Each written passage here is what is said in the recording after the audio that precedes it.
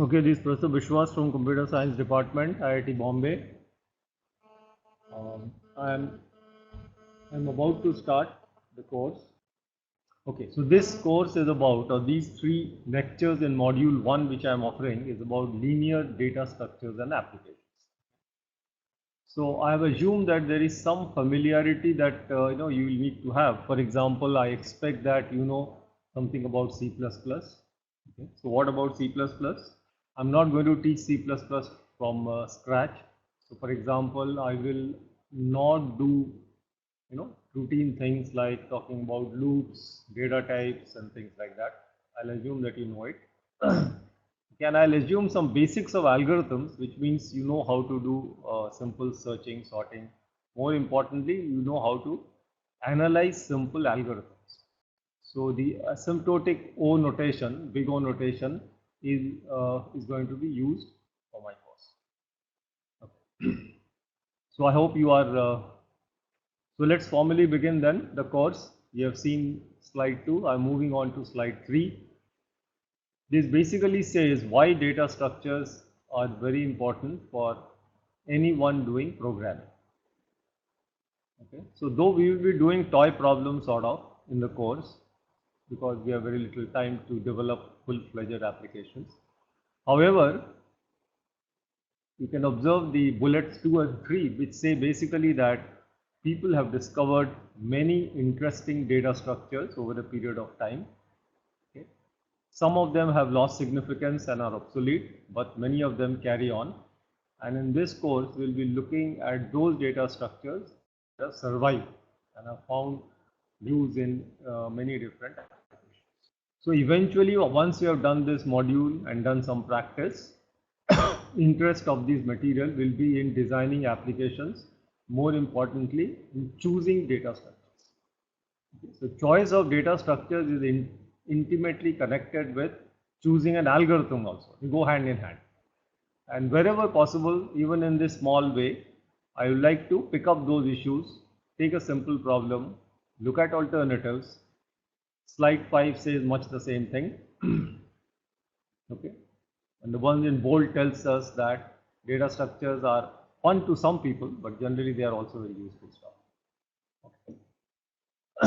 So I'll begin really the course formally by saying that for this module and the one which we'll do subsequently, I'll assume that data structure is defined by or is represented by three important components, triples. First, we must have a large set of values, okay, which are important for the application in which we are working. Secondly, the values must be from a known type world. So here I'll give an example later. Okay, the types could be built-in types of a language like C++. The type could also be things that we will introduce in the course. So a matrix type, your type, my type, whatever you want, whatever application. Okay, so our type will also have to follow these three things. We must have a large set of values, hopefully. We must have a type which is well defined. And most importantly, or not the least importantly, is that we must define very clearly the operations that can be done on this universe of values belonging to the data type that we have chosen. So three things, and I'll reinforce this whenever I need to. I'll move on. So here is the first example, just to substantiate what I said. For us, the data structure could be illustrated by many different types of C++. I've chosen a simple one, which is called unsigned short. So there are many equivalent ones, signed short, signed int, unsigned int, long, long, long, and so on. This is one data type. So the data type now comes with a lot of sort of bundled information. For example, on my machine, unsigned short or short type is only of 2 bytes. 2 bytes means exactly 16 bits. So 16 bits are given to represent unsigned numbers. Unsigned numbers have the characteristic that they start with 0, which is the smallest value, and they go to the largest value which is possible in that data type. Clearly, since there are only 16 bits, the ranges of integers that we can model using short is 0 as the smallest number and 2 to the power 16 minus 1 as the largest number. So observe, as soon as you define a data type, the range of values are fixed. no value beyond 0 to 216 minus 1 is representable as unsigned short. Okay. There is a name for the type short, in this case type, in this case it is unsigned short, and you can see a list of operations are given which are mostly covering all the important operations that you can use to operate over unsigned short. Observe, some of these are binary, most of these are binary: addition, subtraction, multiplication, division, modulo. However, there are some unary operators also, like plus plus, minus minus, indifferent. So this is the kind of thing that we'd like to build for ourselves as we go along. A data structure should have all three things clearly stated: the values, the type that we are naming it as, and the operations. So most of the built-in types of the language are supposed to be scalars. Scalars means that they have exactly one value from a set of values. Okay, and we'll see how we expand it later. Now I'm going to do a very quick recap of arrays. Okay, I'm assuming you know arrays, but I just want to examine it from my viewpoint so that I can use it the way I want it. Apart from scalar data structures, array is also a data structure. Okay, the first difference is array is not a single value, it's a collection of values. Array has data types has a fixed data type, which means all its values are coming from the same universe, homogeneous collection. By definition, there are exceptions, but I'll stick to the normal thing. An array is supposed to be a finite collection, which means that we must know in advance what is the size of the collection that we want to work with. A consequence of finiteness and some other properties of the array is that traditionally, ever since it was introduced in Fortran 2, the first arrays, it was always contiguous, which means they laid out in memory side by side. So I put some questions out there on slide number 9, which instead of discussing it bullet by bullet, I'll move over to my example, and I will have to figure out how, if you have a question, how do I answer them. Okay. So look at this simple example which I have chosen. It illustrates many features of arrays. The first line, for example, declares small a, okay, that's the name, to be an array of integers of finite size 10, and it is also initialized with values which is given on the right hand side of assignment. The values, for example, are a0 gets the value 1, a1 gets the value 2, and the last value a9, which is the 10th element of the array, gets the value 10. Observe that arrays can have several different data types. The very next one says string str defines a string array of size 5. The strings are known in C++. I'm assuming that you know it, and I've initialized this array with some strings, which are typically names of languages. The next one initiates or creates an array of floating point numbers or real numbers. The collection size is 6, and the values are initialized using floating point constants of both forms which are allowed in the language. But arrays are not only about scalar data types or built-in data types. The next one, for example, which says triple COORD5, supposed to define an array named COE. Collection size is 5, and its elements are of a type called triple. Okay. Triple are typically 3-valued entities. So clearly this array would not be declared as valid unless we go and define a class named triple, which will allow objects of type triple to be created. So I have to create my own class triple, give a definition, and then I can create an array of objects of type triple. So arrays can be created over R objects also. The next ones I'm going to skip, but it shows that array can be an array of pointers also. But since I'm not doing pointers now, I'll skip. Okay. And the remaining few lines are actually using a function and trying to. So the next one, if you have not heard, I'll just summarize what I said in the slide. We are showing how an integer array can be declared and initialized. Our string array can be declared and initialized.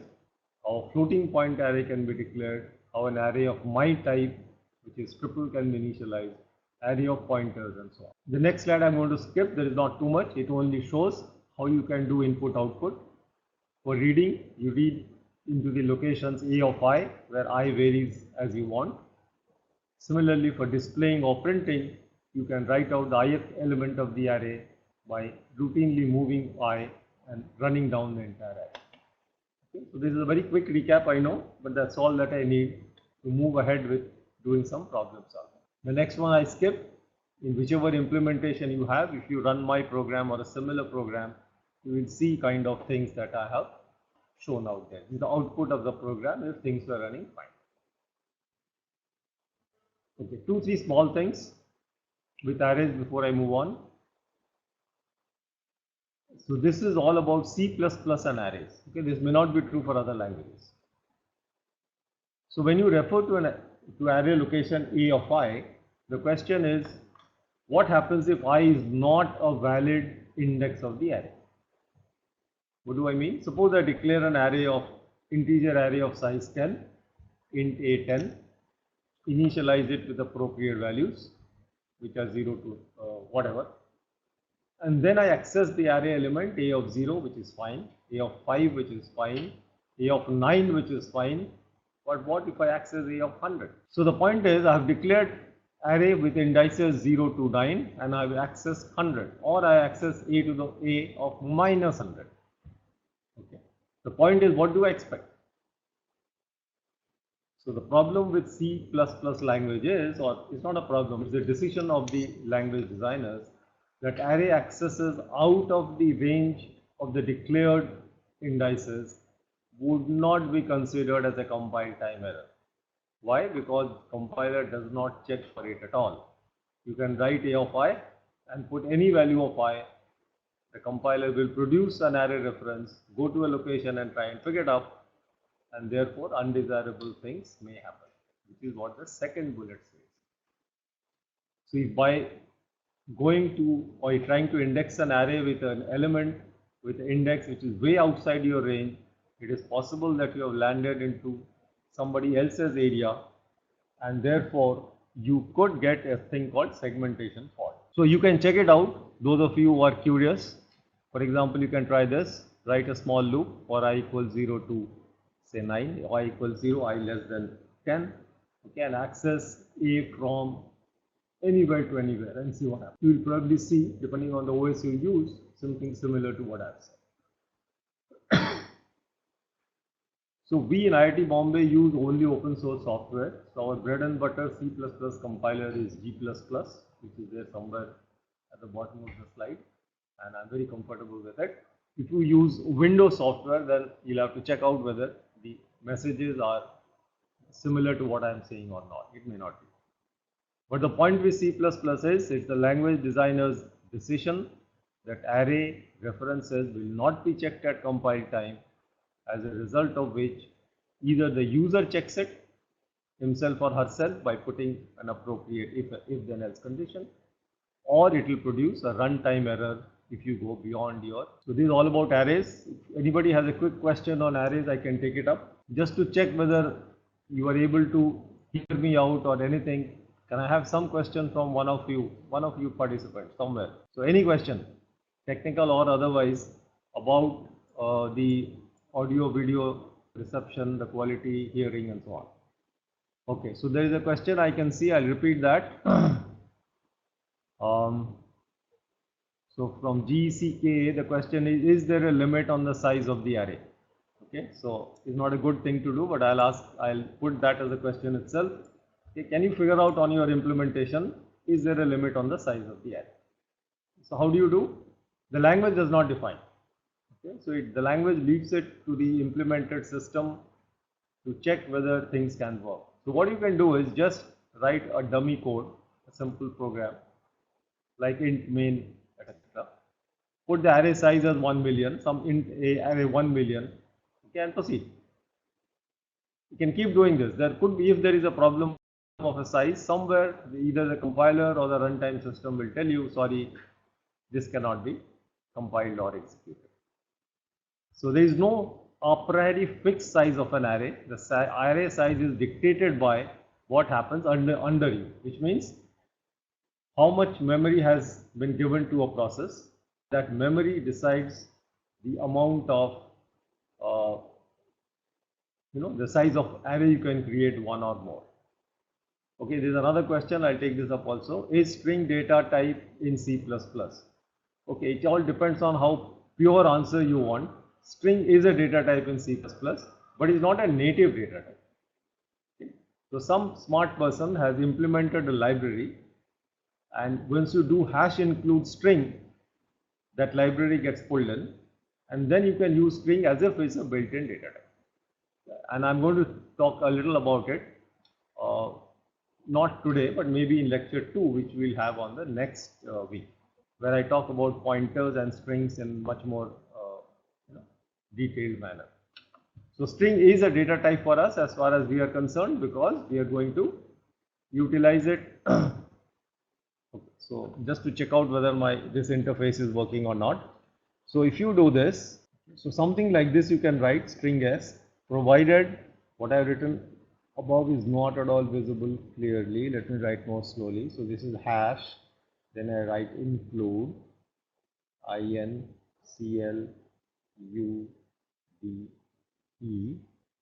okay, and then you use this library which is string. Of course, you need something else which we'll see later. So to answer the question and move out of question mode, the point is yes, string for us, for the purpose of the course, unless you are very technically interested in know what it is a data type for us, but we need to borrow it from whoever has implemented and made it available. It's a part of the standard C++ package. So with this small background of arrays, which is essentially not a part of this course as I planned it, but to take you along with me, I enter now this data structure called a linear list. Okay. This is a fairly formally defined data structure. See the way it's defined. We know that list is a collection of elements, okay, but it need not be an array. A list is independent of the representation.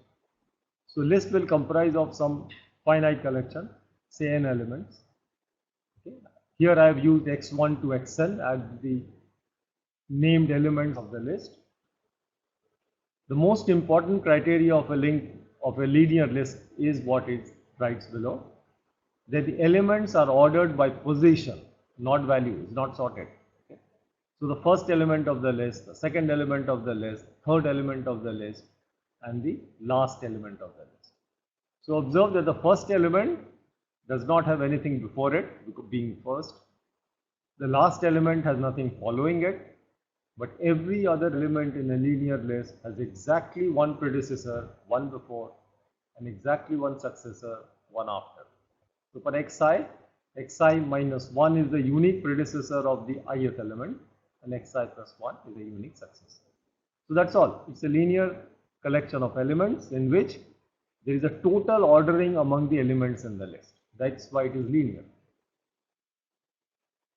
So with this simple description, I move on. I have already said this. Now look at only this part of it.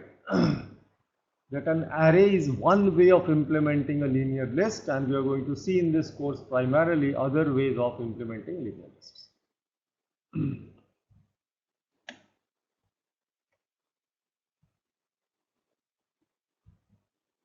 Look at slide number 17.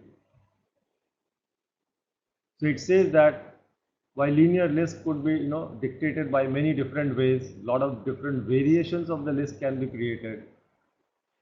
By tradition, by legacy, those linear lists are found to be more important, where the two ends of the list, the first is one end, the last is another end, are used to do the operations. Okay. And more importantly, unlike an array, insertion and deletion are fundamental operations on a linear list, which means a list which grows and shrinks. Okay, it can grow enormously and it can shrink back to almost null or empty list is quite common for this data. And this is what is the main theme of today, that we want to do some special linear list data structures. One is called a stack, the other is called a queue. There are many others which I'm not going to say, and there is something called a deck, which also I'm not going to discuss. Okay, so the stack, you observe, it says that one end of the list is active for a stack, the other end is sort of frozen, you don't use it now. So only one end operation is a stack, a both end operation is a queue, but the two ends are used in different ways, as we will see. So the main theme of today is to understand conceptually what is a stack, what is a queue, and as we will see, we'll try to implement them using an array implementation. So if you want to know examples of non-data structures, for example, a heap, which I'll not do in a course, trees you will do it differently in a different place, I guess, graphs, okay, and many other such varieties are not examples of linear lists because there is no linear ordering amongst all these elements. You can't order them on a line. So going back now, or coming back to stack, if you're hearing for the first time, these are described by the characteristic of the element which comes in last is the one who leaves first. So it's the last in, first out list. So let's look at some real life examples. If you have been in a big restaurant where they keep hot plates, and they use it to serve the people who are coming up in a buffet-like scenario, the plates are kept one over the other, and the expectation is, or the desirable thing is, to lift the plate on top of the stack without disturbing anything. If you want to lift a plate from the bottom or from the middle, it is not an expected thing. It's quite possible that the entire arrangement may fall and you may break plates. So that's really an example of a stack where you pull out the one at the top, and clearly the one at the top should also have come in last, so you can't insert a plate in the middle very easily. Similarly, if you are seen at an airport, the way they track in the trolleys, okay, so they push one inside the other, and the one which is outside is probably the one which is pushed in last. You pull out one trolley and then you move, and so on. So a stack is characterized by an organization in which the element who joins last is the one who leaves first. So LIFO is one word description of this data structure. Now stack is a linear list, which means it's a linear collection. Stack should have a first element, a last element, and so on. Being a linear list, the more important property of a stack is the end which is active.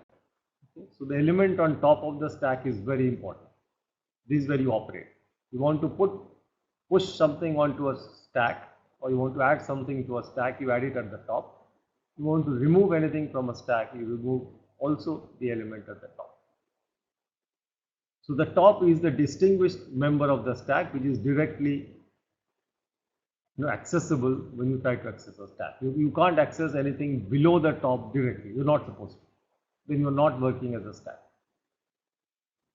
There are two basic operations. One, the stack grows when you push new elements onto it, or you put new elements onto it. Stack people call it a push. If you want to describe a stack, I have an existing stack, I have an element over which the stack is built. I take the element and push it on top of the stack. We'll have a syntax for it, even without describing a realization of that. Similarly, like the stack grows, it's also important that the stack will shrink. The stack will go down in size. Okay? So what happens when people want to pull out things from the stack, they call it a pop operation. So the pop operation will have a stack, and somebody will say pop the stack, as a result of which the top element will leave the stack and the stack will change. It will become one less than what it was before. So now comes the important, two important things which I did not mention in the previous slide, but you can go back to slide 21. If you are pushing elements onto a stack, and if stack has a finite size, what happens when the stack is full, when there is no more space? It is possible that I have only a finite amount of space and you have pushed the stack to its full capacity. Then the push will fail. So the push is conditional. If the stack is not full, is not reached its max limit, then you can push on it. You cannot push otherwise. This is called a stack overflow if the stack is full. Similarly, when you want to delete an element, you cannot do that unless and until the stack is non-empty. How do you delete from an empty stack? So people in the stack world say you cannot delete from an empty stack. That's supposed to be an error. The stack is underflowing. It doesn't have element. So the bottom line is that a stack starts as an empty collection. You have nothing in it. You push, the stack grows. You pop, the stack reduces. And in this manner, we essentially solve an application problem, which I'll take up later. So coming back to summarize, if you want to summarize a stack, the operations that I have said are, okay, I'll repeat because they are not on the slide here. You create a stack, that's the first thing, we'll see how to do that. Then you push on a stack, basic operation, the stack grows. You pop from a stack, the stack reduces. You can ask anytime a Boolean operation, is the stack full? We call it is full. It will say yes or no. If it returns true, then the stack is indeed full. You cannot do a push. If it is false, then there is capacity and you can do a push. Is full is not true. Similarly, you have an is empty. If the stack is empty operation will return true, false otherwise. Many designers have asked for a special operation called a peek. Peek is like peeping into something. So peeking into a stack says that I want to look at the top element. I cannot anyway see anything below it. But I don't want to pop it. I want to have a look what the top is, and then I'll decide, or we will decide, do I want to do a pop, do I want to do a push, or something else. So a peek is a safe access to a stack which shows you the value of the top element without changing the stack. No delete, nothing. So this is about the basic all operations of a stack. And I'm going to move away from slide 24 because I'm only doing array implementation and go straight to my slide 25. So what does an array implementation mean? That my elements will be put into an array. The stack will grow in an array, the stack will shrink in an array, everything will happen inside the array. So I have decided to have a stack of max size 100. You can change that, you can make it 1000, 10,000, they are fine. Okay, so the array is where the stack elements will decide. So I have to choose a finite size. I've chosen 100. And look at the bottom. The last line, int s100 semicolon says I create an array of integers named s whose size is 100 and it's just an integer array. But we are going to use it like a stack. So we will build the machinery so that this integer array exactly behaves like a stack and supports only those 5-6 operations on which a stack is utilized or operated. The next one says that I now need to create a feel of a stack which is something more than just the 100 elements of the array. So we observe that as elements are added, the stack will grow. Okay? And the elements are in the stack. So what is an empty stack? Can I say that a stack which has some, which is uninitialized, which has some garbage values, is just an empty stack? The answer is no. A stack without a top is not definable. So what we do is we define a top of the stack, and since elements are going to come in the various index positions of the array, we will say my stack is empty by saying my top, which is an index, is -1. Okay? So there is no capital S -1.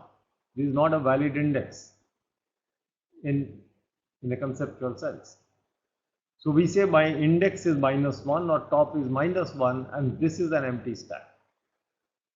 If I want to access an element on top of the stack, we will do capital S and access the top element from the stack, or TOS I have said. So S bracket TOS is the actual top of the stack, is what we want to do. So that's what it says. So I use a separate variable called top. Now this is the constraint, as you can see.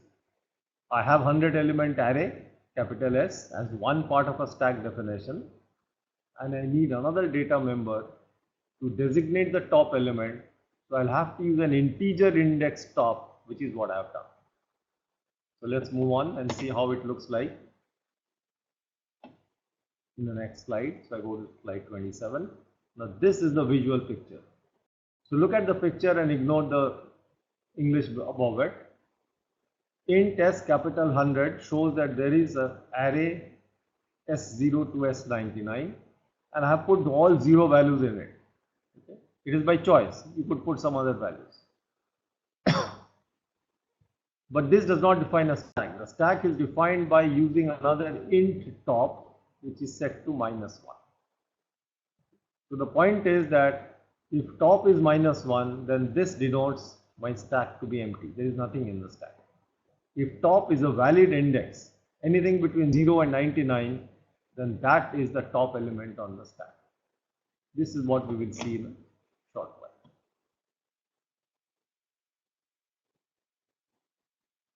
So look at this simple picture. We are going to put something on the stack. The previous slide's picture starts off with array S is full of zeros, 0 through 99. Top was -1, and I'm going to repeat loudly what it would have happened since I cannot draw what I want. So I do insert 20. Okay. So when I do insert 20, we'll have a syntax. We will say t dot push -1. Assume that this is an error. This is actually an error. It should be s dot push and s dot push 20 and s dot push -10. Why? Because s is the name of my array. I can probably correct it. Let me just check out whether I have used an array stack t. Yeah, so this is okay. Let me get back. On slide 27, I've defined a data structure called stack t. Stack is a new type, which I have not said very explicitly. Okay. So everything will happen on stack t from the outside. Conceptually, I have a stack. And we have internally an array and a member top. So you can see there is something to show and there is something inside. Right? Just like an elephant has it. It has one set of teeth to eat and another set of teeth to show its treasure, the ivory, whatever. So therefore I am right here. T is the stack and I do a push on the stack. T dot push. But what will happen internally? What will happen internally is this 20 will go and occupy the position S of 0, the place for it, and I will make top equal 0. After the first push, index top has become 0, the position where the top element is, and S of 0 has become 20. I do another push, which is the next command, t dot push -10, put another element on the stack. So I do that. In doing it, I have to put it in the next consecutive location. So -10 goes to S of 1 and top, which was 0, now moves to 1. So the value 1 has been set to top. This is the basic semantics of a stack and its manipulation through an array. I hope you got the idea that every time I put an element, I move the top index to put where the actual value has come. So if someone looks at this stack, you will say S0 is 20, S1 is -10, S2 is 0, S3 is 0, S99 is 0. The stack, the array is full.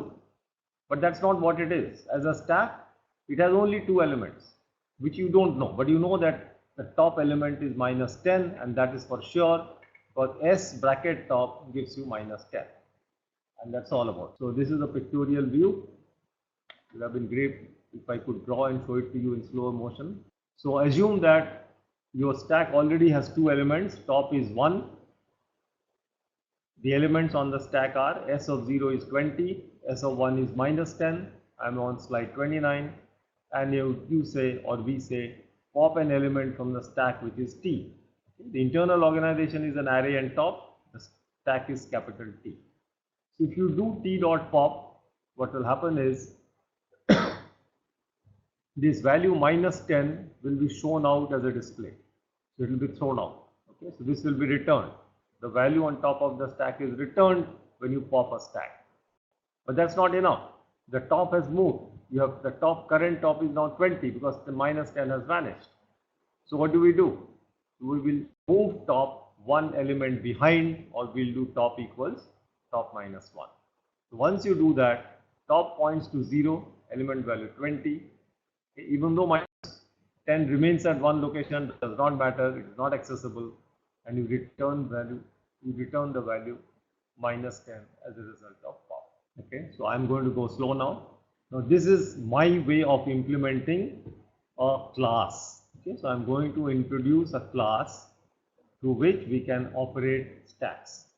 So I'm assuming you are all familiar with how to define a simple class. It's a very simple, straightforward class. So const int max stack equals 10 says I want to operate my stack with only 10 elements.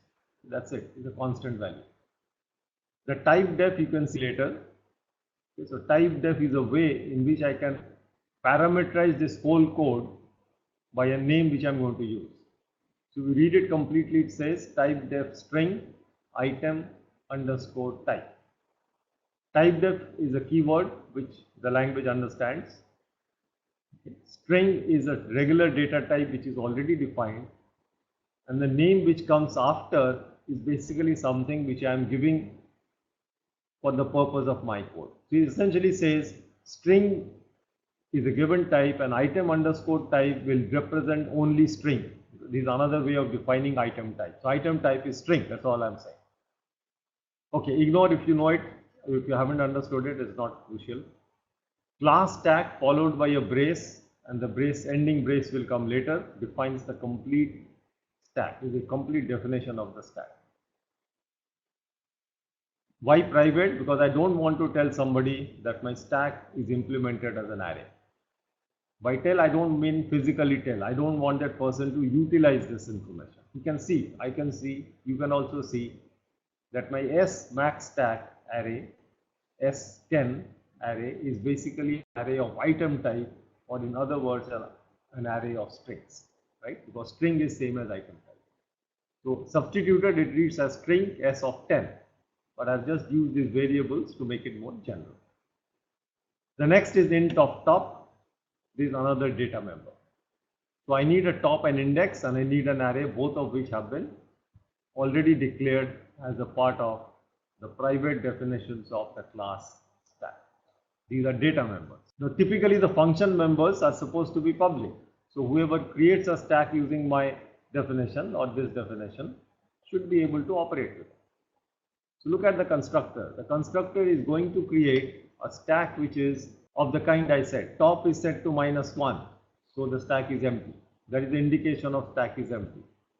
And since I have a stack of max stack number of elements indexed by 0 to max stack -1, I'm going to put a null string in each element of this stack.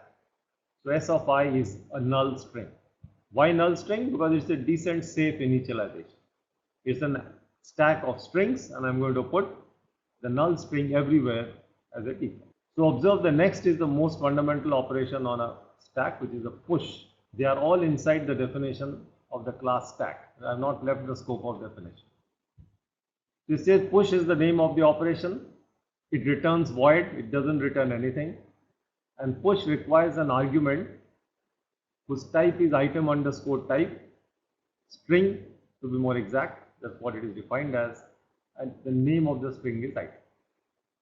So if you want to push something on the stack, you have to give me a string whose name is item, and we'll push the string onto the top of the stack if everything goes well. This is another member function called isFull. We'll define it later. It says if isFull is true, that means the stack is indeed full, there is no more capacity. Then I give a message, else I actually do the operation of push. So I look at where top is. If top is, let's say 5, I make top equal 6, and then an S of top at the 6th location of the array, I put the new string that you have passed me as an argument. So observe, I first increment top. The current top stack top is pointing to the top of the stack. A push will change the top. So I first increment, create the place where the top is going to go, and then I put that new element as the top over there. Very straightforward, no issues by and large, and except if the stack is full, it cannot be an error. This one is more important, typically the type pop. So observe that this returns an item type, it returns a string, the topmost stack of the string. So pop has a return type, same as what the stack is of, which is item underscore type. Again, if the stack is empty, gives an error message. Else, It first copies the element on top of the stack into the element which is to be returned, name is ELM, sets top back by -1. So clearly if it is empty, which means top was already -1, you will never make it -2. This fellow will make sure. However, if it's a one element stack, which means top is 0, then it still goes through, it makes top -1 but returns the element and leaves you with an empty stack. So for all boundary cases, this pop operation will go through fine, provided the stack is not empty to begin. Peek is very similar, so I'll skip. Let's look at these two simple operations. Is empty. When is the stack empty? It says return the result of comparing top with less than 0. If top is negative, return that the stack is empty. Observe the condition is more general. I could have said return top equal -1, but I have not worried. We have said if top is negative, it cannot actually be anything other than -1, but ignore. We will return the stack as is empty as true. Similarly, if the top has already reached the position of max stack -1, the highest array index, then the stack is full. So we have these few operations coming back: is empty, is full, peek, pop, and I've given one more which is push, and of course constructor. Our first simple definition of a stack class is complete and ready to use as a stack. So I go to slide 33, where you can see the kind of use we can make of this implementation. So this could be, for example, a part of a main program. How do I create an object of my class? So I just give the name of my class, which is stack, and put an object name that I want, which is S. So what will stack S create? Okay, what will actually happen when this command is compiled by the compiler? So what he will do, he will take this small s. Now you can go back to my definition and figure out what it will do. If you look at the creation of the stack, the constructor, for which max stack has been defined as, I'm going one more slide back, on 30, max stack is 10. Okay. With this, go to the constructor, which is on page 31, slide 31. It creates an array. The name of the array is also small s, which has nothing to do with the name outside. So an array of 10 elements named through S0 to S, and a separate element top, one more scalar integer variable to -1 is what it will do. So coming back now on slide 33, the single line stack S does lots of stuff. It creates an array which is S0 through S9. It creates a top, and both of these will access it by inside S. Right? So S dot S of 0 refers to the 0th element on the array S inside the stack S. S dot top will talk about the value of the data member top inside stack S. So using this name S, I can access the array or I can access the top, whichever I want. So the single stack S command has created the right array implementation of a stack S. Subsequently, this while loop is a very common way of writing things. If you don't know how many strings you want to give, suppose I want to give 5 strings or 500 strings or 5000 strings, I can just write in C++ like this. It's a very popular way of writing. So while scene greater than str, the while loop will execute till there is a string to read. When there is no string to read, the end of the file occurs. This is false and the while loop is quit. So you can give as many number of strings you want, all of them will get pushed it into the stack S. However, we know the stack has a size of 10. So after the 10th element, the 11th element will keep saying stack. That is part of the implementation. Because max stack is 10, this scene greater than str cannot execute for more than 10 times. Okay. So basically there will be a problem of stack overflow. Then the next while loop basically checks if the stack is empty or not. If it is not empty, then he shows you the value at top of the stack and then it deletes it, pops it. And this loop will entire execution will empty out the stack and you will come out with an empty stack. This would have also displayed the stack from the last element to the first element by showing you the top element through peek, deleting it, showing the next top, deleting it, showing the next top, and you will see the elements of the stack, okay, in the LIFO order once you have put it. But if this code goes through, then our stack machinery is working. Why? Because we have checked constructor to the first statement, stack S. We have checked push to the while loop body. We have checked is empty by virtue of the condition of the while loop. We have tested for peek. We have tested for pop. And push in turn will make sure that is full is also operational. So all the 4, 5, 6 member functions, including the constructor, will get. So before I go to the template class, I think I would have already been talking for about an hour. So maybe if you have any quick questions. Okay, so somebody has asked, I think Kamala has asked, please use C code for discussion. Okay, it's very difficult to do good class design, with linked list and all through C. So I will stick to C++. But if you want to use C, you have to replace my classes with structs and you can continue using them.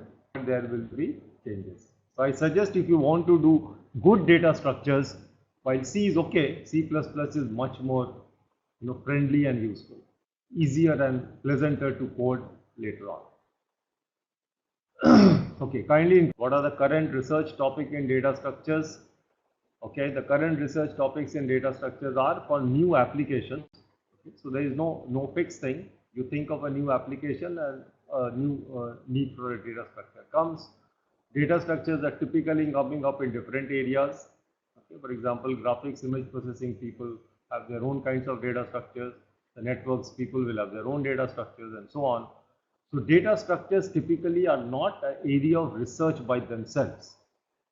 They are a means to solve a research problem elsewhere. So you do research in a certain area and then you discover a data structure which solves that problem. For example, I work in the area of compilers, and depending on the compiler problem that I want to solve, optimization issues, I will design a data structure which suits me. Typically graphs are very popular, but then you don't do research per se in data structures today. Okay, is it peek or peep? Actually it's called peek for whatever reason. This is to Tarun, P-E-E-K, that's a standard word, so I've used it. Its function is more like peeping, but it's not a peeping Tom because you are genuinely allowing him to look at the top of the element, right? It's not by accident, it's by design. So we call it a peek. Okay, what are the example of stacks? I'm going to do a lot of examples. There are many examples, so I'll not cut it short now. Okay, stacks and queues are heavily used in systems programming almost all over. Stacks are used, for example, in compilers. Stacks are used in operating systems. When you do a function call, you can't translate if you don't have a stack. Queues are used in operating systems. Queues are used in many other applications and so on. You can even use it in other applications which you are trying to code, which may not be direct computer science. Okay, so there will be a lot of applications of stacks and queues. I'll probably throw some light today before the end of the lecture. Okay, so I think I've answered many of the questions. Applications of queue and stack. Okay, what is CRR and is this same as cout or not? Oh, I wish I had my pad to explain. Okay, so it's like this. If you know Unix, this makes a lot of sense. If you don't, then I'll still try to explain. So in the Unix Linux system, every process, which means every running program, has 3 defined channels for interaction. One is the scene that you see. Scene is for input. When the program wants to read in values from outside, you use scene, right? Whereas when you use cout, when you want to throw the value back on the as an output to the as output of the program. Where do you use CRR? As the name suggests, it is primarily meant to display error messages from a program.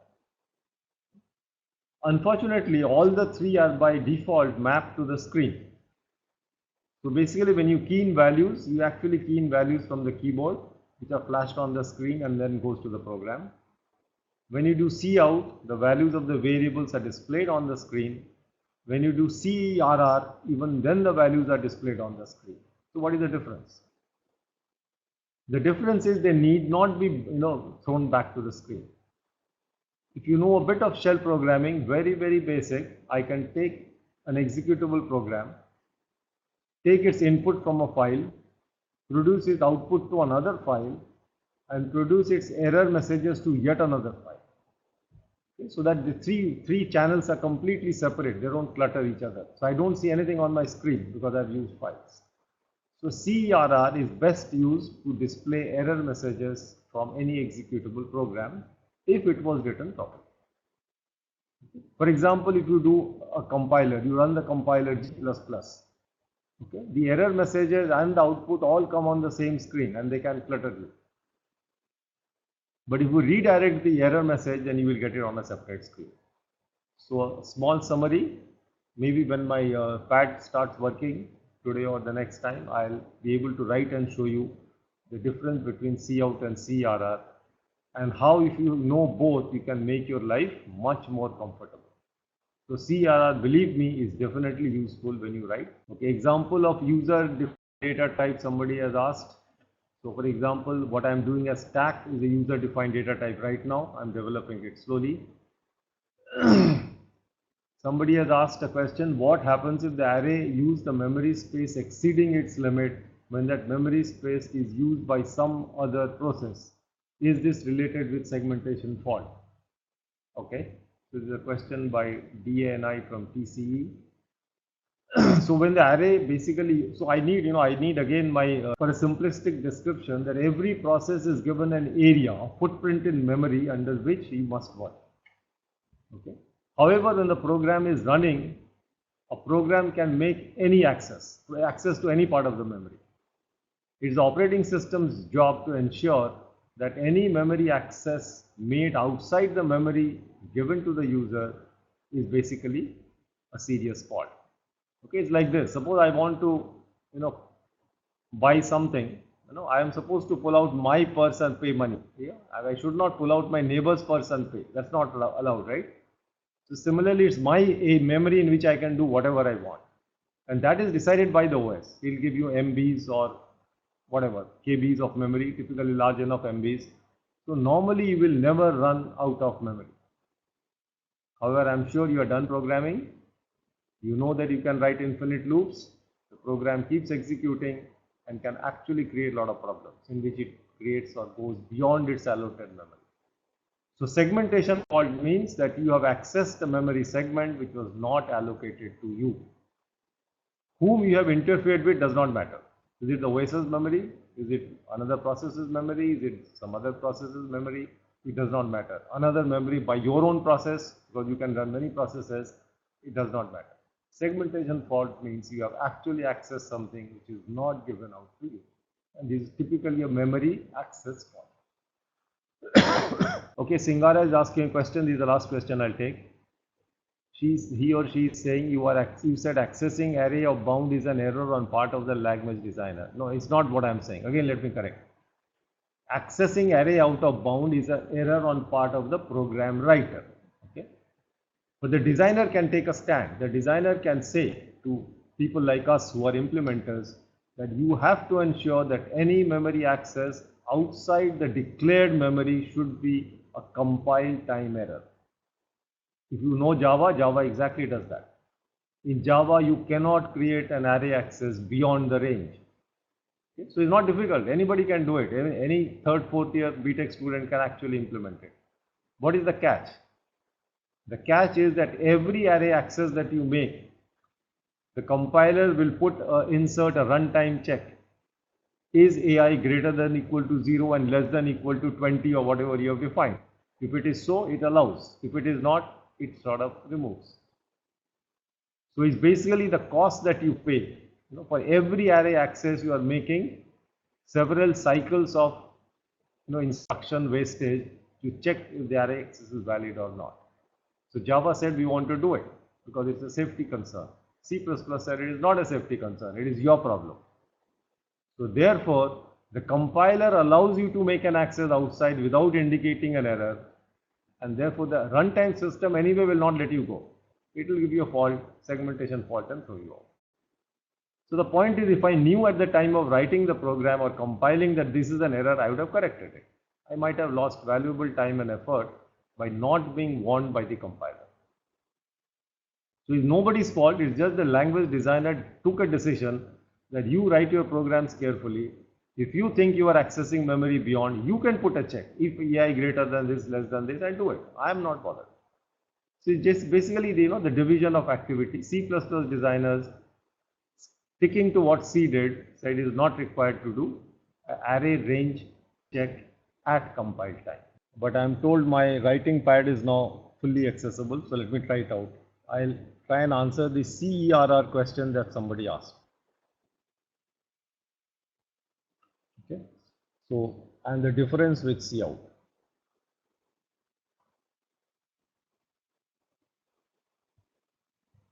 I feel more comfortable with this because I can see what I am doing. Okay, I'm sure the sharpness can be increased. Fine. So let me give you an example. As I told you, I'm not very comfortable with the Microsoft world, so I'll give my examples will be Linux based. So in Linux operating system or Unix operating systems, you compile a program into an executable called a.out. I presume you know. Okay. So suppose you have an executable file a.out. It could be for any program that you are given.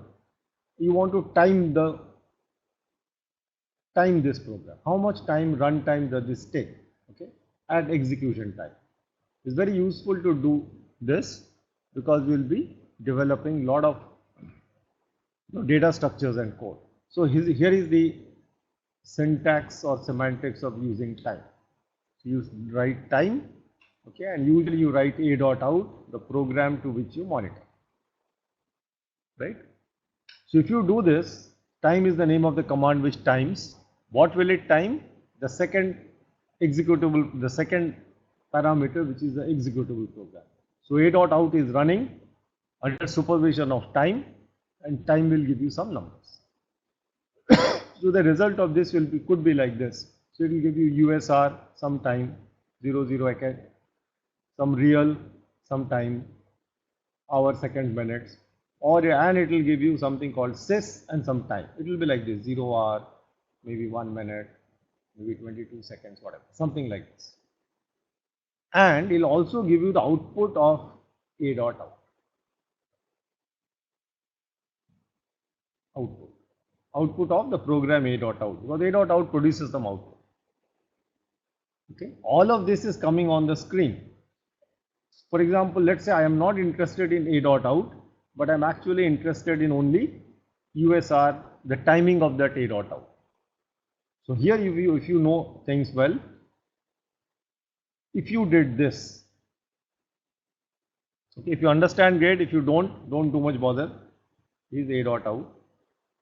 Now you can do something like 2 greater than a file name, okay, and then something like greater than out. Okay, don't worry if you don't understand. All I'm trying to say is that this ERR or 2 greater than, these are typically linked with CERR. This greater than is linked with cout. So what is happening is there are 2 outputs over here. One is the output of the time command, which is USR real sys time. The other is output of a.out, which is all on the screen. I don't want to see them together. So time is written in such a way that the output of time comes on the error channel. So this is through CERR, and the output is basically its output channel. Okay, so time is displaying through cout the output of a.out, and in some sense displaying its own output through error. Okay, so it's good to have both these channels, CERR for displaying error messages of a program. In this case, of course, it is not an error message, and cout for genuine output. Maybe if I get more occasions, I'll explain this. But basically, it's good as a programmer to know that I can separate out my error messages from the genuine output messages, and it makes life fairly comfortable. Okay, so before I motivate that, let me give you a small discussion on what is coming up. Okay, some of you may know this. So the motivation for the next part is a very distinctive feature of C++, which is not there in C, and that's the reason why I prefer C. So let's say what I'm trying to say. Suppose as an application, I want a stack of integers. Okay. I also want to define a stack of floating point numbers, floats. And like I did the first time, I also want a stack of strings. Okay, so I want 3 different stacks. Why? Because the elements are different. The data types, the values that they will hold are different. Okay. How can I use my earlier design? What did I do in my earlier design? If you look back, I had a class stack. Okay, it's similar to struct stack if you are working in the C world. Now this class stack somewhere had a type def string, and I put something, I had used item type. So this was the way of saying that my item type, the type of elements which will appear on the stack, I have decided it to be string, and my whole class was written out like this. If I wanted to create a type of a stack of floats, all I needed to do was rewrite entire stack and then write it as float. Okay, and repeat the whole definition, yet another stack.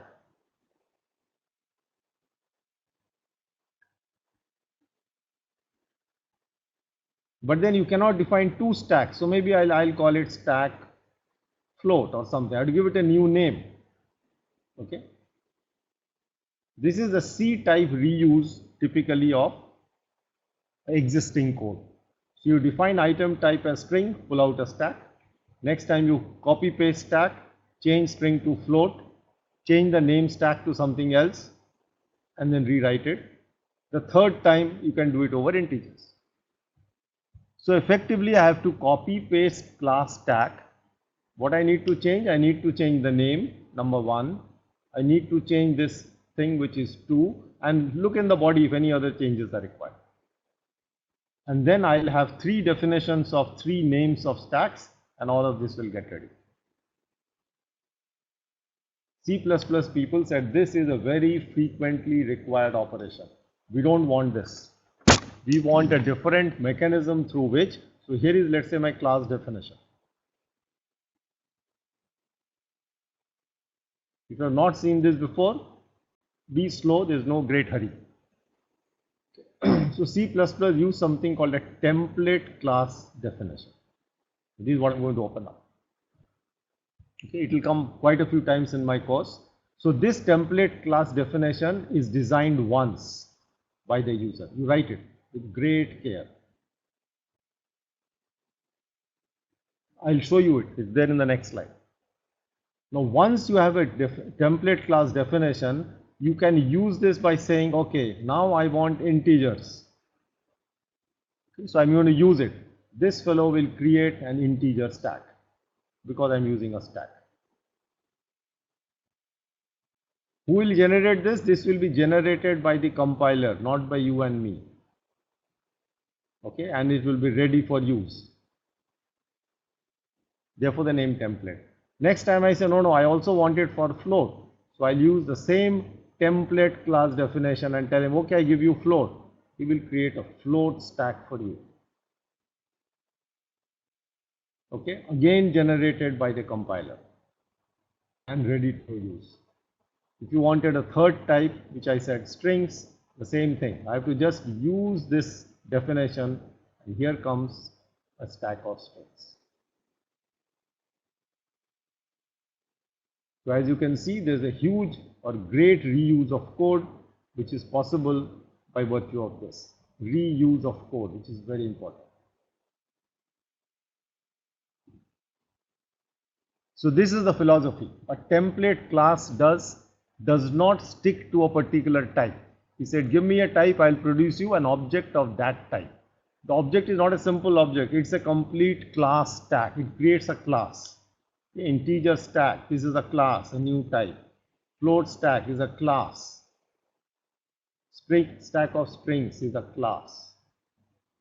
Okay. So I write one class and then I generate classes out of it. It's a much higher level abstraction which this language uses. Okay, it may sound very heavy if you are seeing it for the first time.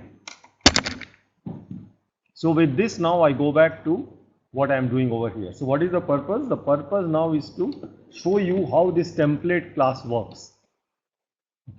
So basically this is not done the first time from scratch, but we first build one class, let's say the class stack which I had. So I'll go back a few slides and I'll keep flipping between these two.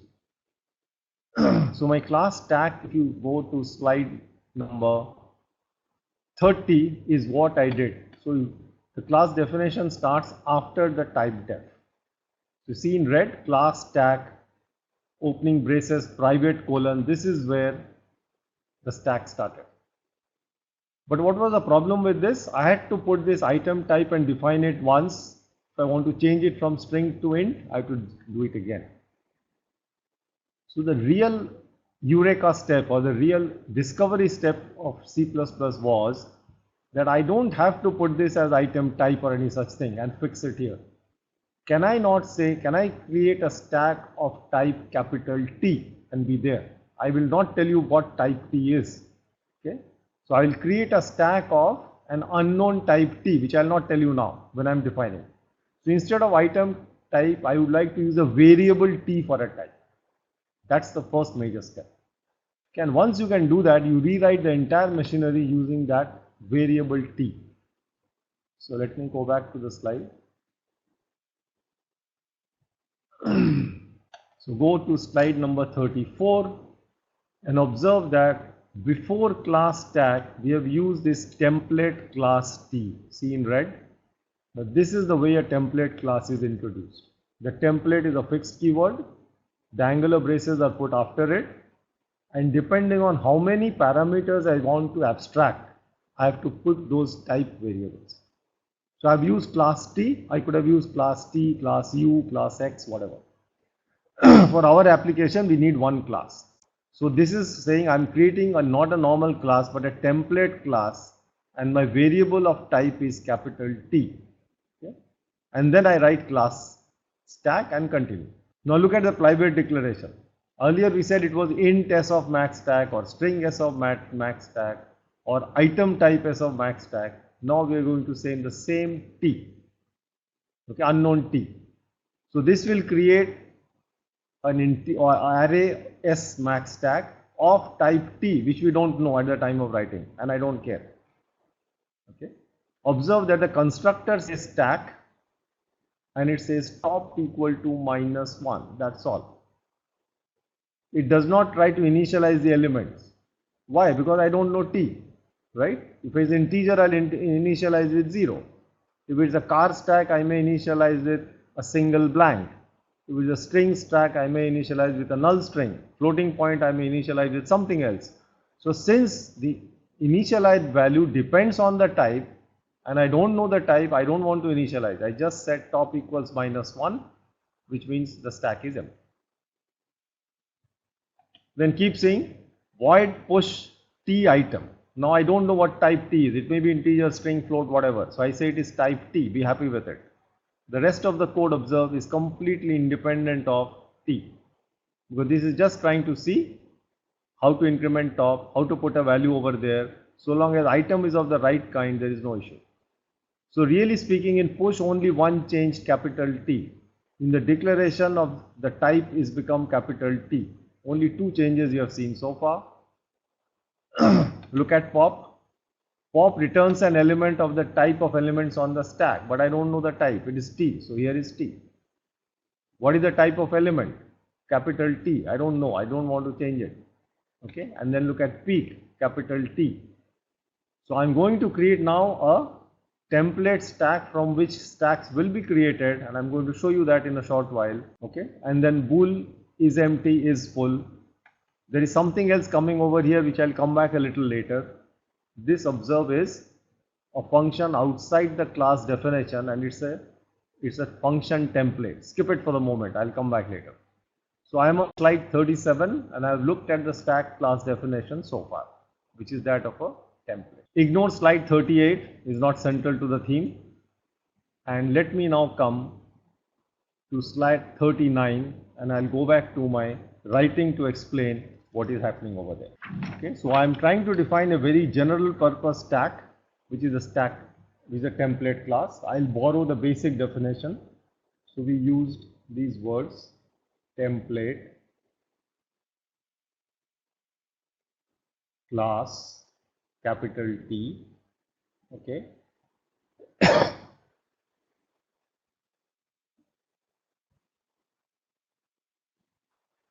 And I've shown you the changes, so I'll not highlight them. Basically, we have used capital T in place of type of elements on the stack.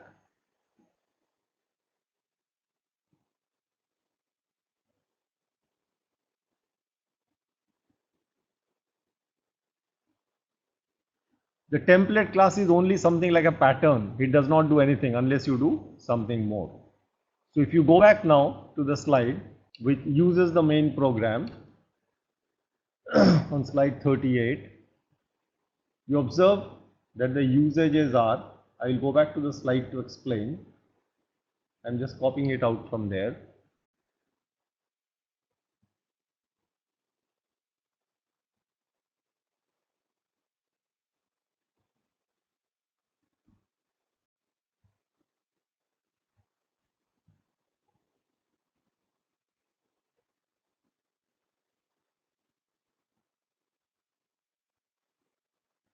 So let me come back. So I have just added something else also. These are the declarations which you write as a user program. Okay, I'll explain one, the other should be clear. So when you use the first one, stack, angular bracket open, int, okay, angular bracket closed, s1, what happens? At this point is the compiler which is working. The compiler opens the template. Okay, or compiler uses the template definition, which is this.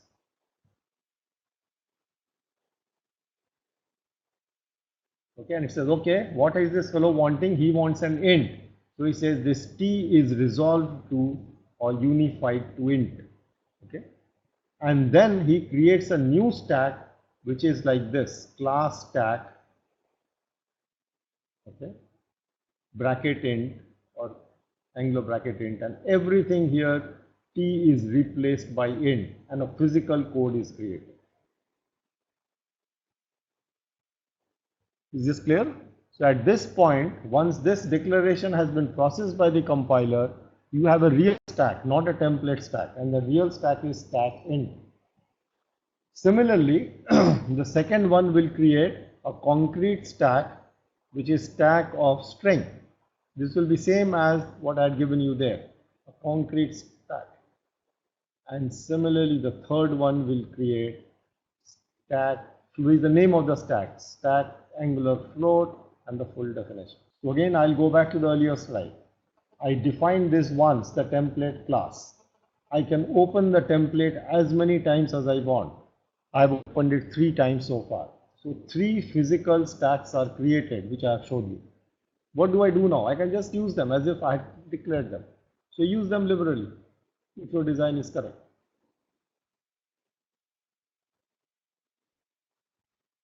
What does it mean? So I can take this S1, I can do a push over it. This, remember, is an integer stack. So I can do this, it will go through. No issues. Push function from stack integer is created and goes through. I can do s2.push QEEE. Okay, this is a common string. All of us know. This will also go through, but this will be added to stack S2. I can take the stack S3 and I can push for element that it's supposed to expect 2.45. So the first one I can keep pushing integers, it will go through because S1 is a stack of integers. Okay. S2 is a stack of strings, so something like this, strings will go through. S3 is a stack of floats, so floats will go through any number. You can keep doing this.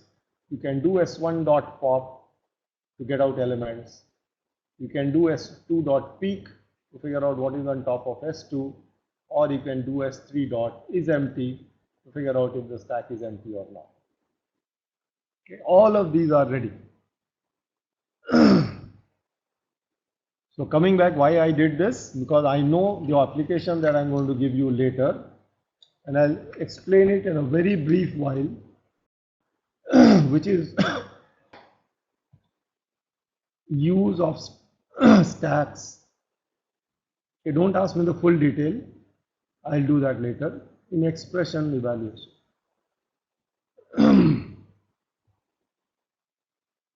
Okay, so let's create a synthetic expression. 30 plus 2 into 5, okay, minus 6 divided by 4, something like this.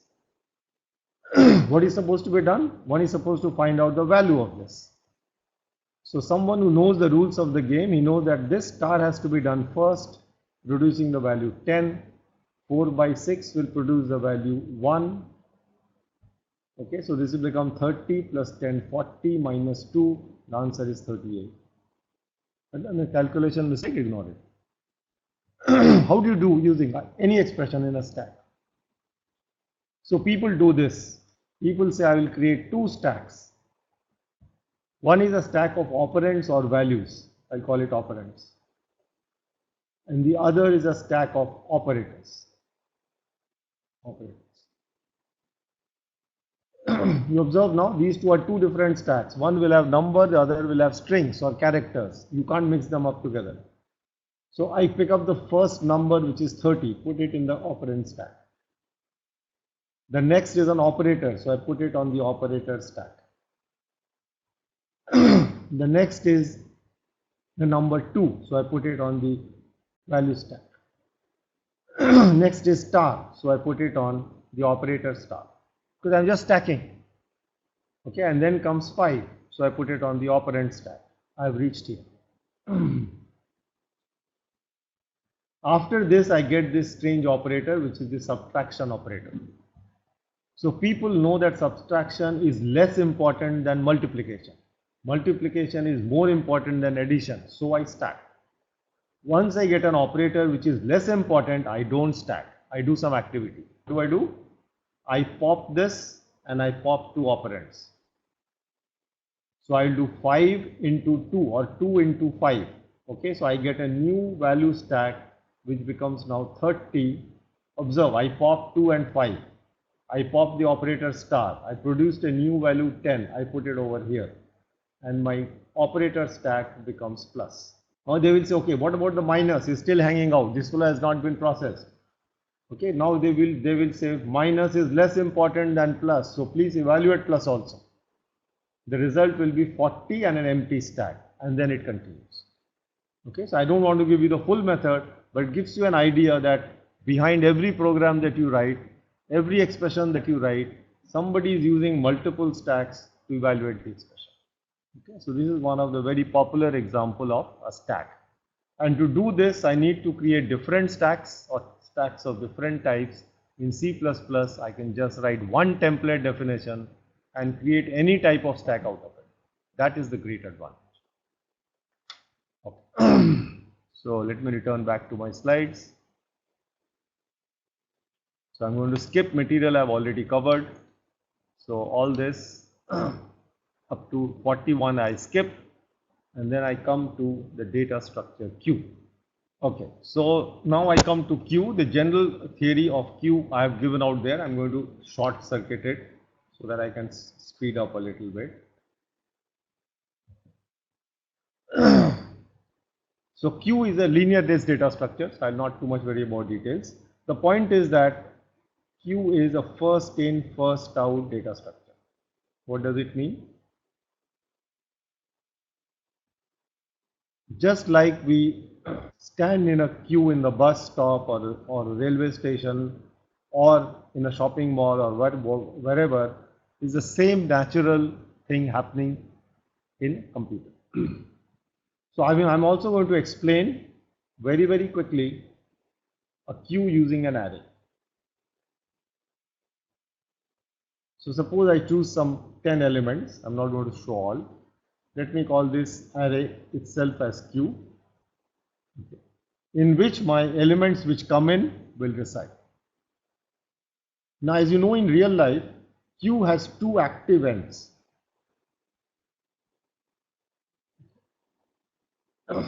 Yes, if you are situated on a sales counter, you want to pay and come out from somewhere, then the fellow who is at top of the queue gets serviced, right?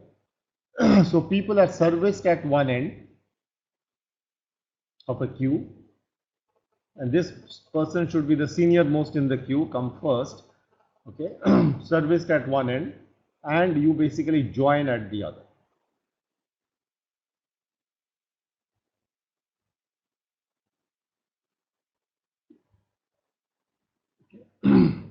Small example.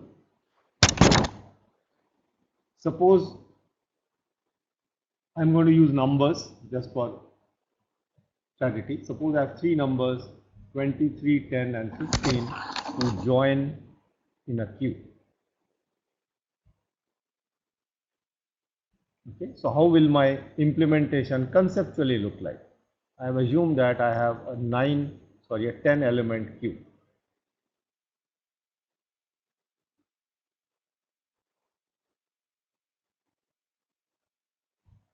So this is my queue, denoted by the array capital Q. So what happens? Along with the array like stack, we use one pointer which was top, or one index which told me where the top of the stack is. But a queue has two ends. Okay, one for deletion from where people are serviced, this is the senior most, and the other is for insertion. The name where deletion takes place in a queue is called the front of the queue, and where you insert or join is called the rear of the queue. So what is an empty queue? An empty queue we're going to visualize, there are many ways, by saying front equals -1 and rear is also -1. Okay. No valid index, nothing from 0 to 9. You could have said 10 also, 10 is not a valid index, okay, but we have chosen -1, just below 0. Why this? Because they are saying there is no front, because front is not 0, doesn't point to anything in the queue. Nobody in the queue is at the top of the queue. Nobody at the queue is at the end of the queue. These are all fictitious indices, and therefore it represents an empty. Okay, so what happens when 20 joins? So this will be talked about as insert 20. So when insert 20 comes, 20 joins at some point of the queue, he becomes this. When 20 joins, you are supposed to join from the rear. So what happens? The rear points now to the actual element who has joined. And where is front? Nothing has happened to front. Nobody has gone away. So it continues to be -1 at a fictitious empty position. What happens when 10 also joins the queue? So I put this element 10 on the queue, and now rear now moves to this position 10, sorry, position 1. 15 also joined the queue. So when 15 joined the queue, my rear would have come here instead of this. At this point, suppose I say delete. I want to delete an element.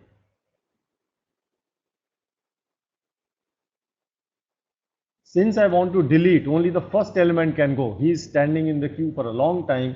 So the new scenario is, after the delete, of course 20 remains here. In an array you can't really wish it away. It will be there.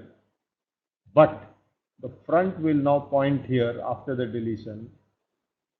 Okay, and the rear will point here.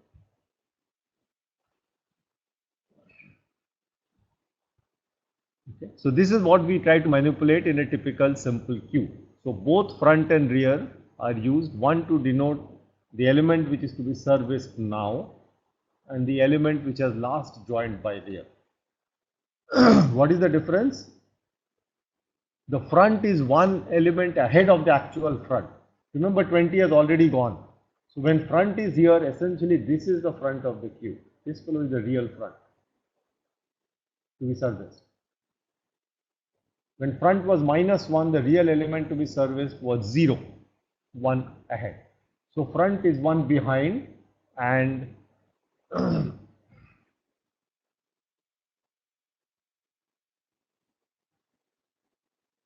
okay, so front is 1 behind, and the rear is actually the rear element of the queue. Okay. So since I'm going to do a particular design, let me tell you why I'm going to skip from here. So I'm going to skip from here because a queue like this is not going to be very useful. Suppose I have a very small queue of size say 3 only. Okay, is our choice. So there are only 3 elements in the queue which are 0, 1, 2. Can I do this? Insert 10, delete, insert 20, delete, and then insert 30, and then delete. So I'm doing both the operations alternately.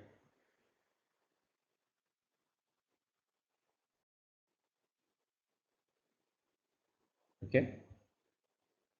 What would be the situation of the queue? So the empty queue was, I'll use F for front -1, R for rear -1. This was a starting point, an empty queue. So here's a question for you. What exactly will happen after all these 6 operations has gone through? Of course, 10 came first, should have sat here, 20 should have sat here, 30 should have sat here, okay, in 0, 1, 2. But since there were 3 deletes and 3 inserts, what is the value of F and what is the value of R? The first insert will make the value of R equal 0. The second insert makes it 1. I'm just following the inserts. The third insert makes it 2. Okay. So therefore R's value becomes 2. What is happening to front? Front started with -1. This delete made the front 0. This delete make the front 1. And this delete make the front 2. So front equals 2. Okay. So at this point, if you look at it, really speaking, this is not a correct way of looking at this. Really speaking, there is no element on the queue, no element on the queue, no element on the queue. And both front and rear are pointing here. Okay.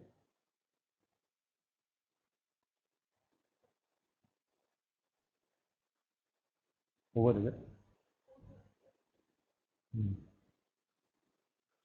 So what happens here? You observe that the queue is empty.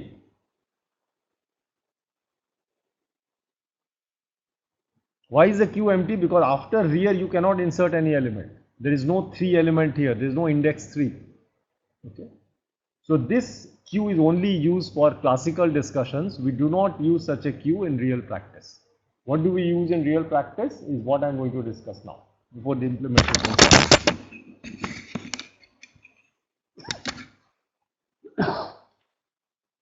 So what people say is that a much smarter way to implement an array-based queue is to use a circular queue. If you have not seen this before, see it carefully. I will continue with a 3-element circular queue. It's just that the array has been laid out in a circle. So these are the positions 0, 1 and 2. Okay.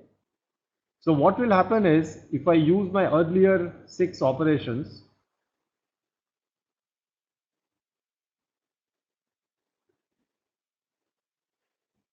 I will come back to this scenario where both F and R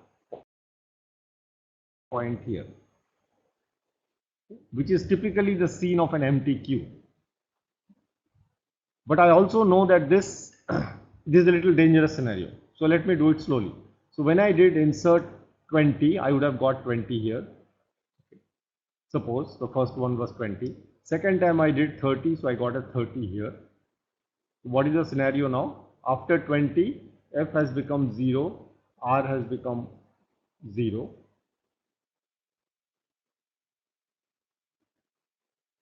Let me correct this. I think I should give you the operation. I am jumping steps. I should not do that.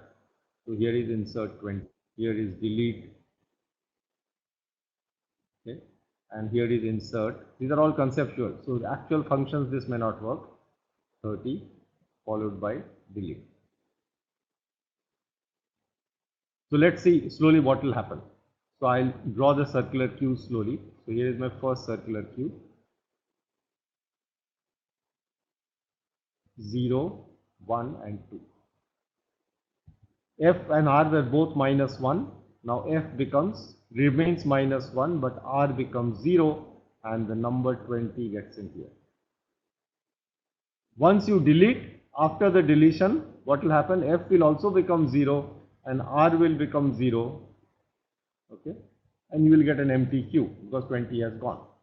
The scenario for this is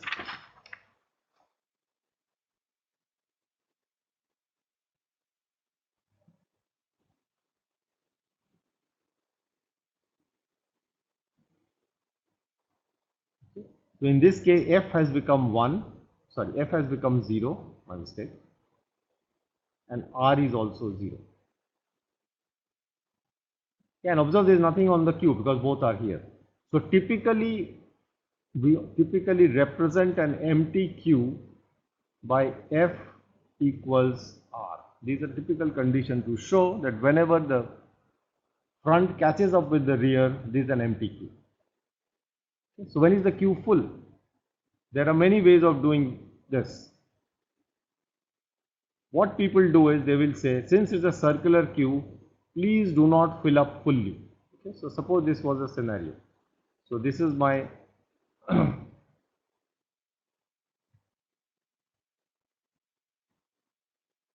this is my rear, and let's say this is my front. Okay. The front is less than rear, which is fine. Now I can put an element here and fill up the whole queue, because only a 3-element queue, but I will not do that. At this stage itself, I will say the stack is full. You know the reason why? Because if you put an element here, okay, no, not this. Okay. So here is my rear and here is my, now I do 2 deletes. So when I do 2 deletes, okay, then again my f will catch up with rear. So since we are using in a circular fashion, the advantage is even if the stack scenario is, sorry, the queue scenario is like this, I have, both. If this is my rear, I can put up and use this element as the next element, provided it is element, it's empty. So the next element can be stored here if empty. Okay, so I can keep rotating and I can keep putting values here as long as they are empty. So this is called a circular queue. Circular queue have to be very carefully worked out because you are moving, you are going past it. How do I go past it? So the point is very clear. If this is 3, after 3, where does it go? So the increment of rear after 3 will be rear plus 1 is equal to 4. Okay, so after 4, so after 3 you get, sorry, this is 2. So if you do this, then you get 3. So what is 3 beyond 2? So you do a modulo 3. This is the 3 size of this, you get 0. So after 2, you come and place it in 3, which is basically 0. After 0, if you want, you can place it in 1. So keep rotating in circles. So this is the implementation which I am going to discuss. Okay. So I'll give you, since I have about less than 5 minutes, I'll just quickly go through and tell you what exactly this queue is going to do. So let me go back to my slides.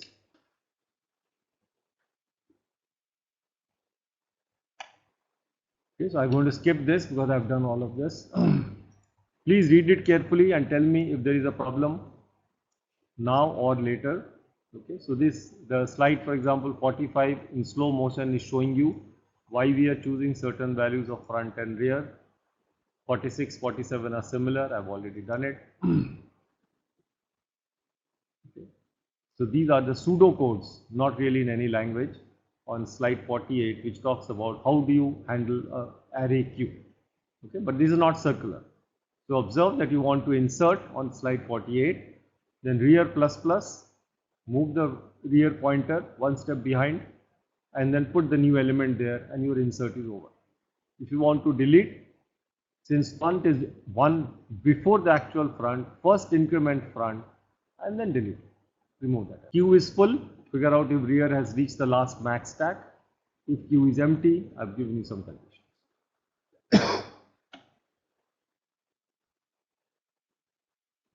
I'll skip 49, I've done it already there.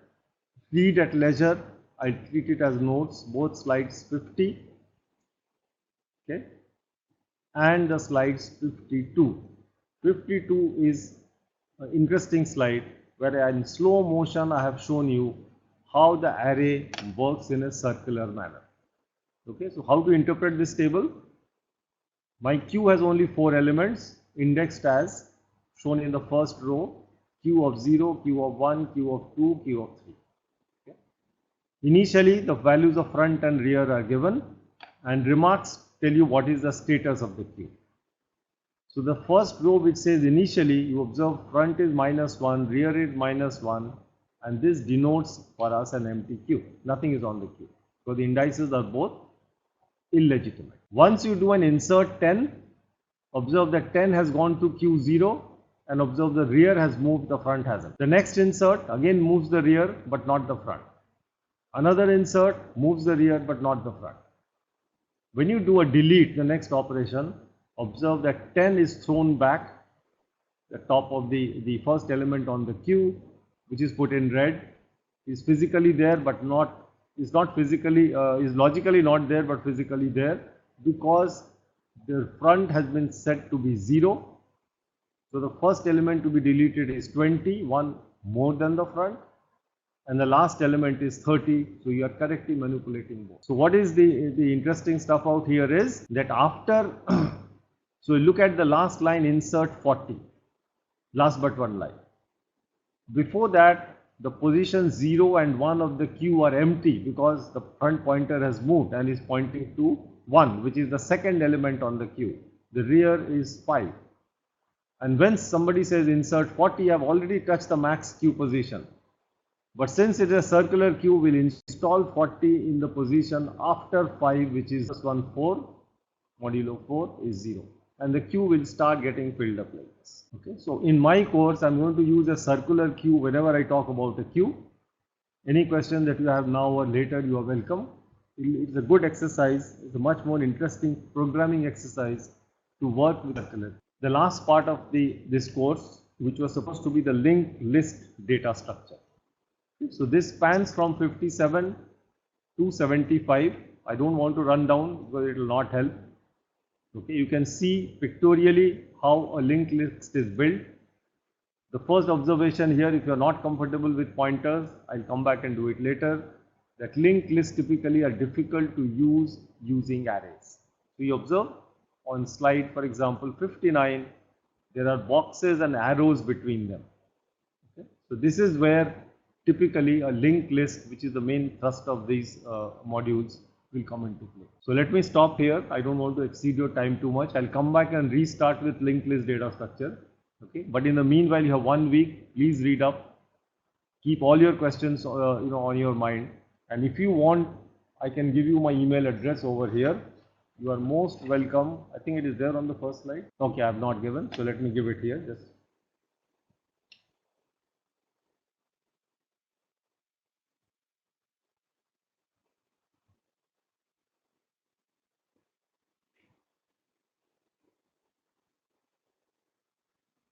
Here is it. If you have any doubts on the slides or the notes which I keep passing, you can send mails to me. But please use. So I'll take this question which somebody has asked. Linked list is having memory access in different locations. Will this reduce performance when compared to array, which is having control? This is really a big question, and hopefully by the middle of lecture 2, we'll have some answers.